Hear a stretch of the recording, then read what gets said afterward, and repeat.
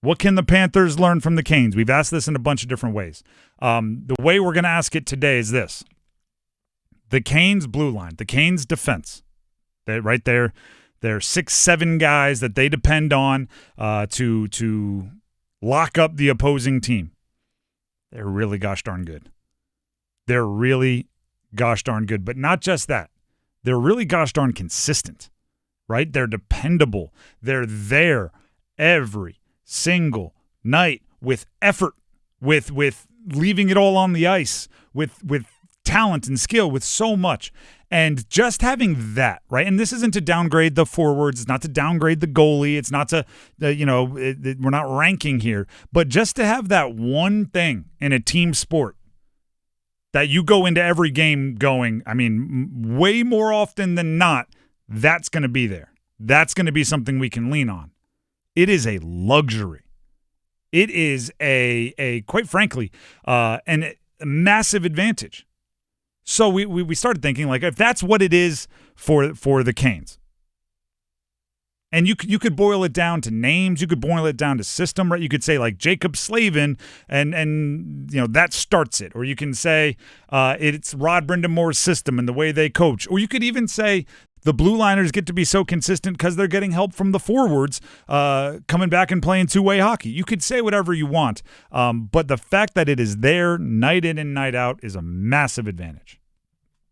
What is that for the Panthers? What is the thing going into a game where you can go, all right, I need to check to see if the corners are ready. I need to check to see if the receivers are ready. I don't have to check on them. They're good. Who is that? I know who it should be. I know who I think most of you are answering this question with. Offensive line. That's what the money is there. They've been rebuilt recently. There's first-round picks. There's I think a lot of talent there. There's obviously size there. Right when last offseason you spent $153 million over 4 years and 5 years on two separate contracts for Robert Hunt and Damian Lewis to play guard. When you have Taylor Moton, who's been solid for a very long time, you have a sixth overall pick in Ike Ekwonu on the other side playing left tackle. You had options at center, and you chose to bring back it's Corbett, right? Chose to bring back Corbett. Should be your offensive line. I don't think the pass blocking is there yet. I think if you wanted to really narrow it down and say the thing I know is going to be there is offensive line run blocking, I might be able to get on board.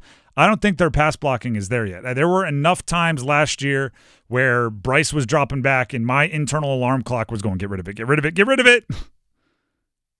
That I'm not there as far as like, hey, we can lean on them. And that, I mean, maybe it's trick. Actually, Dennis, do you have an answer to this? Or were you thinking offensive line? I think that's probably the I was probably going to say if there's one group that you want to know that you can trust in on a game in and game out basis that's going to get the job done. For this Panthers team, the way they're built right now, you hope it's the offensive line, especially with the continuity that they have with all the guys that they have coming back. And I think that's why I'm treating this like a trick question. I don't think they have anything on that level of trust. The answer is, if we're going old school Scantron multiple choice, throw it down there on E, none of the above. I don't think there is. And by the way, that's not to say there will never be. That's not to say I don't think there's the potential to be. But that has to be earned. That is a huge level of respect to say, I am confident that you will play to an elite or at least very above average level every game as a position, right? If in Panthers history, we're talking like linebackers when it was Kuechly Davis. That's the Thomas Davis, Luke Kuechly. That is Slavin, Chatfield, like that is that, right? I don't think the Panthers have that right now. And that's the goal, right? The first step to solving a problem is identifying you have a problem. There is nothing on the Panthers that I trust like I trust the Canes blue line. There's not the depth. And by the way, there are players that I do, right? I trust like if If I had some kind of an emergency I had to get out of town, I'd have Adam Thielen babysit my kids. Like, Adam Thielen seems like as steady when healthy as a NFL player can be. He's a really good golfer, which, he can stick to a goal and overcome adversity. Like, I really like Adam Thielen.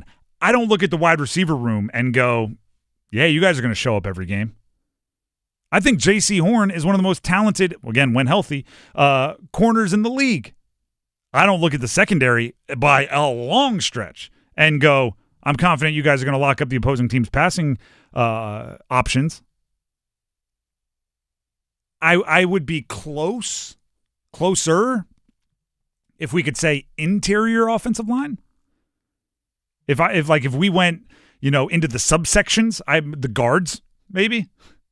Not offensive line, though. Not until Ike Ekwonu, your blindside protector, can be more trusted in pass blocking. But if you told me like Robert Hunt and Damian Lewis are healthy, and then maybe I would say, okay, guards. But that's the only one that's getting close. And that's not an insult. Spencer Carberry, the head coach of the Caps, spoke after the game about Jacob Slavin specifically, one of the leaders, the leader of the Canes blue line. And this is what he had to say about Slavin. And another shout out just quickly, because he doesn't get enough credit. I think he started to get credit since the Four Nations. Jacob Slavin is how he's not in the Norris Trophy conversation every single year. It doesn't seem right. Obviously, the guys that are there are tremendous players in their own right, but he's one heck of a player. Yeah.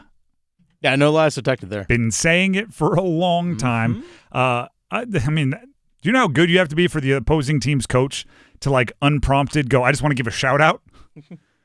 like it's somebody that's not on radio often. Like, hey. By the way, this guy. Like, hey, you won the numbers game. Congratulations. Yeah. By the way, while I'm on air, can I just give a shout out? Like that was the opposing team's coach.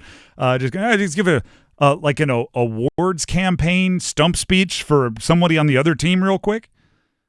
There's nobody on the Panthers who opposing teams' coaches are going like, hey, before I leave the podium, can I just argue for this guy on the Panthers to win an award? It's not happening. So it's not an insult that I don't think there's that on the Panthers. It's just that I don't think there's that on the Panthers.